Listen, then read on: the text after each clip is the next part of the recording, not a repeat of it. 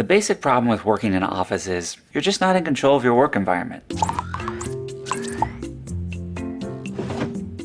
Howdy, my name is Matt, and I'm the CEO of Automatic, the company behind WordPress.com, Jetpack, and WooCommerce. We're coming up on over 800 employees, and they live everywhere, from California to Alabama, Mississippi, to where I live in Texas. They're also in 67 countries: Canada, Mexico, India, New Zealand.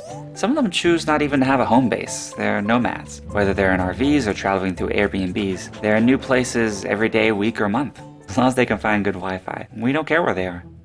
Our focus on distributed work wasn't something that happened accidentally. It was a conscious choice from the very beginning. In fact, you'll probably notice I don't use the word remote because it sets up the expectation. There are some people that are essential, some that aren't. I use the word distributed to describe what we do, where everyone is on an equal playing field. I think a distributed workforce is the most effective way to build a company. The key is that you have to approach it consciously. When we started WordPress, many of the first 20 hires were people who I'd never met in person, but we'd already collaborated online, sometimes for years. I wanted to continue that as the company grew for one simple reason. I believe that talent and intelligence are equally distributed throughout the world, but opportunity is not. In Silicon Valley, you have the big tech companies fishing from essentially the same small pond or bay. By making the company distributed, we can fish from the entire ocean. Instead of hiring someone who grew up in Japan but now lives in California, you can gain someone who lives, works, wakes up in the morning, and goes to sleep every night, wherever they are in the world. They bring a different understanding of that culture and a different lived experience day to day. At the base of the decision to go distributed, there's a desire to give people autonomy over how they do their work. Unless you're in a role where specific hours are important, you can make your own schedule. Everyone can have a corner office. They can have their windows. They can have the food they want to eat. You can choose when there's music and when there's silence. You can choose what temperature the room should be. You can choose to save the time you'd spend commuting every day and put that into other things that are more important to you. A distributed workforce is ideal for a technology company, but I often get the question, hey, this works great for y'all, but what about everyone else? If you already have an office, there are a few things you can do to build distributed capability. First, document everything. In an office, it's easy to make decisions in the moment, in the kitchen, in the hall, but if people work remotely and some members of the team are having those conversations they don't have access to, they'll see these decisions being made without understanding the why. Always leave a trail of where you were and what you were thinking about.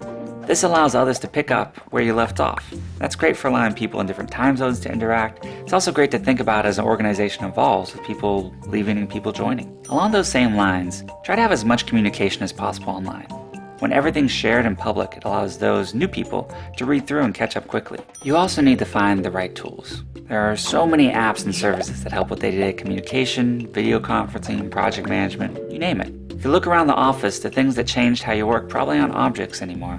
They're things you access through your computer.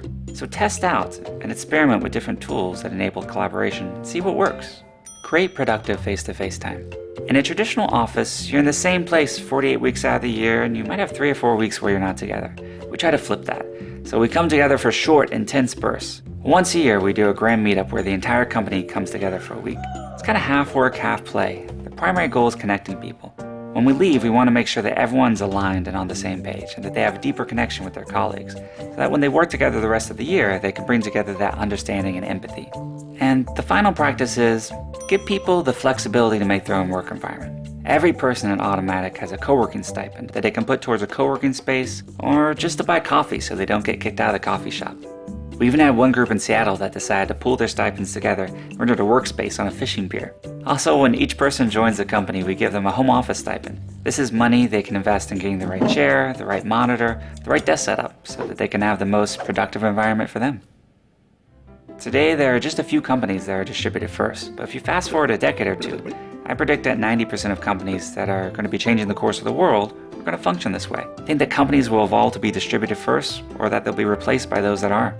As you think about what you're going to build next, definitely consider how you can tap into global talent, give people autonomy to live and work wherever they feel they should, and still participate fully in whatever it is that you're creating together.